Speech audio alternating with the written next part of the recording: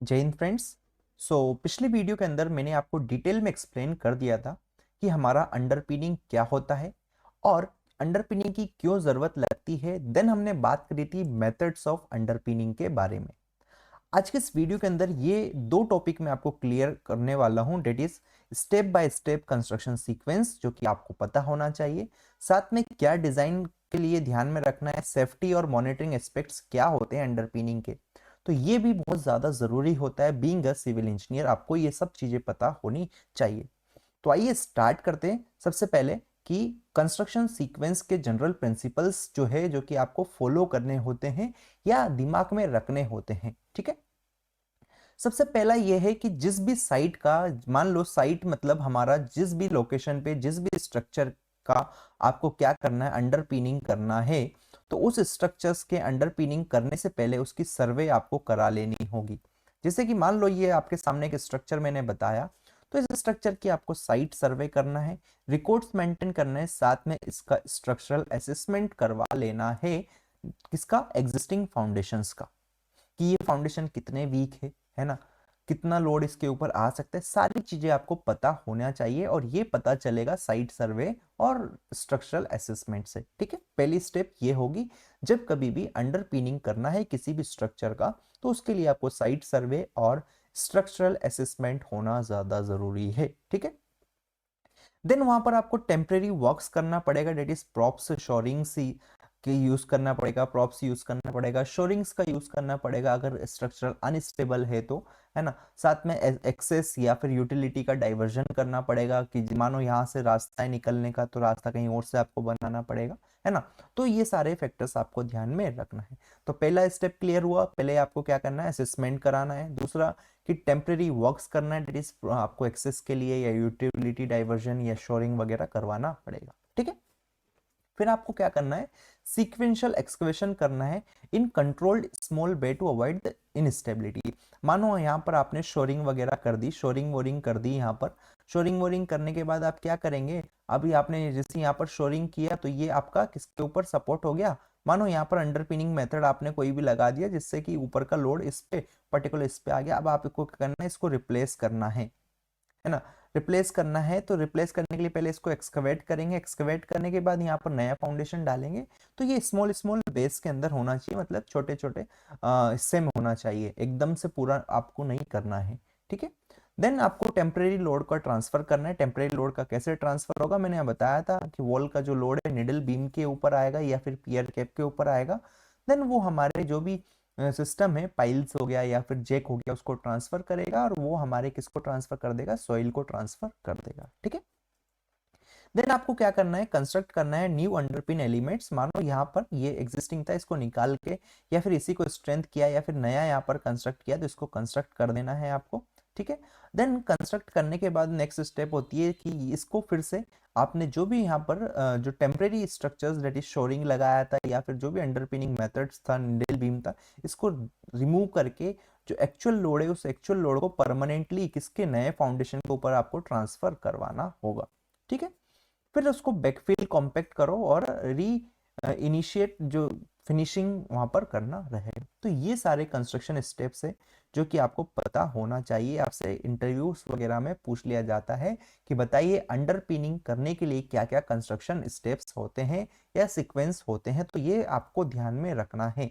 ठीक है, पहले फिर से बता देता हूँ, पहले साइट सर्वे एंड असेसमेंट होना चाहिए एग्जिस्टिंग फाउंडेशन का। टेम्परेरी वर्क्स आपको वहां पर यूज करने पड़ेंगे, डेट इज प्रॉप्स हो गया, शोरिंग्स हो गया या फिर कोई और कुछ चीज हो गया। ठीक है, सिक्वेंशियल एक्सक्वेशन होना चाहिए, एकदम से नहीं होना चाहिए।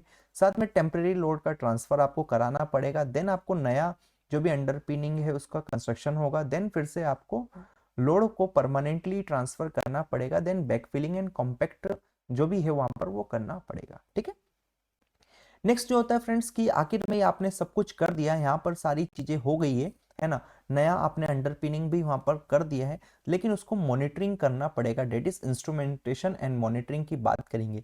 कहीं ऐसा तो नहीं है ज्यादा सेटलमेंट हो गया या फिर ऐसा भी हो सकता है कि अंडरपिनिंग तो कर दिया लेकिन जो नया कंस्ट्रक्शन है, नया फाउंडेशन है, वो पूरा लोड लेने के लिए कैपेबल नहीं है और पूरा का पूरा स्ट्रक्चर कोलैप्स हो गया। तो उन सबको ध्यान में रखने के लिए मॉनिटरिंग हमको जरूरी है। तो देखो यहाँ पर आपको करना पड़ेगा दैट इज सेटलमेंट टारगेट, जो कि इनिशियल में ही डिसाइड होता है। जैसे कि हमारा IS 1904 जो है, इसके अंदर आपको क्या देखने को मिलेगा, इसके अंदर आपको परमिसिबल सेटलमेंट्स की वैल्यू मिलती है, डेट इज 50 mm या 75 mm, depending upon the foundation and depending upon the soil conditions की कौन सी सॉइल में आपका फाउंडेशन रेस्ट है। सेम टाइप से यहाँ पर जो सेटलमेंट टारगेट्स एंड टॉलरेंस होता है वो आपको डिसाइड कर लेना होता है बिफोर द वर्क स्टार्ट्स, ठीक है। तो फिर वहां पर आपको टेल्स, इंक्लिनोमीटर, सेटलमेंट प्लेट्स या क्रैक गेजेस को इंस्टॉल करना है इसके अंदर, स्ट्रक्चर्स के अंदर, जिससे कि आपको पता चले कि वहां पर कितना सेटलमेंट आ रहा है, कितना इंक्लिनेशन हो रहा है ना, कितने क्रैक्स आ रहे हैं, वो सारी चीजें का इंफॉर्मेशन आपको पता चल सके, ठीक है। फिर आपको जब कभी भी आप अंडरपिनिंग की प्रोसेस कर रहे हैं उस वक्त आपको सर्वेइंग एंड मॉनिटरिंग वहां पर कंटिन्यूअसली होती रहनी चाहिए, ठीक है। नेक्स्ट जो है आपको वर्क को रोक देना है। अगर आपको लग रहा है कि ज्यादा यहाँ पर मूवमेंट आ रहा है, ज्यादा क्रेक्स डेवलप हो रहे हैं जो कि परमिसिबल है उससे ज्यादा, तो उस केसेस में आपको क्या करना पड़ेगा, जो भी वर्क है उसको रोक देना है। साथ में कुछ स्टेबलाइजिंग मेथड्स वहां पर आपको अडेप्ट करना पड़ेंगे, जिससे कि जो भी वहां पर क्रेक्स वगैरह डेवलप हो रहे हैं या ज्यादा सेटलमेंट हो रहा है वो रुक जाए, ठीक है। एंड इंपॉर्टेंट बात जो है फ्रेंड्स, वो जो कि आपको ध्यान में रखना है, हेल्थ एंड सेफ्टी कंसिडरेशन, क्योंकि सेफ्टी बहुत ज़्यादा ज़रूरी है कंस्ट्रक्शन साइट्स के लिए। तो आपको जब कभी भी आप अंडरपिनिंग कर रहे हैं तो आपको ध्यान में रखना है कि shoring and protection of excavation आपको करवाना है टू प्रिवेंट द कॉलेप्स। होगा क्या, मानो आपने कोई छोटा सा पिट भी खोदा है तो ये पिट की साइड्स क्या करे, कॉलेप्स कर सकती है। तो इसलिए यहाँ पर शोरिंग की बहुत ज़्यादा ज़रूरी होती है, आपको शोरिंग का ध्यान में रखना है। शोरिंग क्या होता है, कितने टाइप्स की होती है, सारी चीजें हमने एक वीडियोस के अंदर एक्सप्लेन किया है, उसको भी आप देख सकते हैं, लिंक आपको डिस्क्रिप्शन में मिल जाएगा प्लेलिस्ट का, ठीक है। ध्यान दीजिएगा यहाँ पर safe lifting and placement of heavy needle and piles का ध्यान में रखना है, क्योंकि ये जो हमारे जो निडल्स होते हैं ये स्टील के बने होते हैं, बहुत ज़्यादा हेवी होते हैं, इसलिए वहाँ पर इसको जब भी उठा रहे हैं, इंस्टॉल कर रहे हैं या डिसमेंटल कर रहे हैं तो वहाँ पर आपको केयरफुल रहने की ज़रूरत रहती है, ठीक है। Working under supported buildings require strict procedure and the communication, ठीक है। बिल्डिंग के नीचे मानो ये आपका यहाँ पर बिल्डिंग के नीचे यहाँ पर काम कर रहे हैं तो बहुत सारी चीजें की जरूरत होती है, प्रॉपर कम्युनिकेशन होना चाहिए, प्रॉपर सेफ्टी का मेजर यहाँ पर आपको रखना पड़ता है, ठीक है। साथ में आपको डस्ट को मैनेज करना है, नॉइस या वाइब्रेशन, इन सब चीजों को आपको मैनेज करके चलना पड़ेगा। एक्सेस होना चाहिए इमरजेंसी एस्केप के लिए। मानो यहाँ पर आप बिल्डिंग के नीचे आप है या फिर जो भी है, एकदम से ये कॉलेप्स कर गई तो आपको यहाँ से भागने का टाइम मिलना चाहिए, भागने का रास्ता आपके पास होना चाहिए, ठीक है। तो ये सारी बात हो गई। एडवांटेजेस आप देख सकते हैं इन चारों मेथड्स के, डेट निडल बीम को ही पिट मेथड बोलते हैं, तो सिंपल होता है, लो कॉस्ट होता है, शेलो अंडरपिन के लिए सुटेबल होता है, लेकिन ध्यान रखिएगा ये स्लो होता है और यहाँ पर एक्सेस की जरूरत होती है।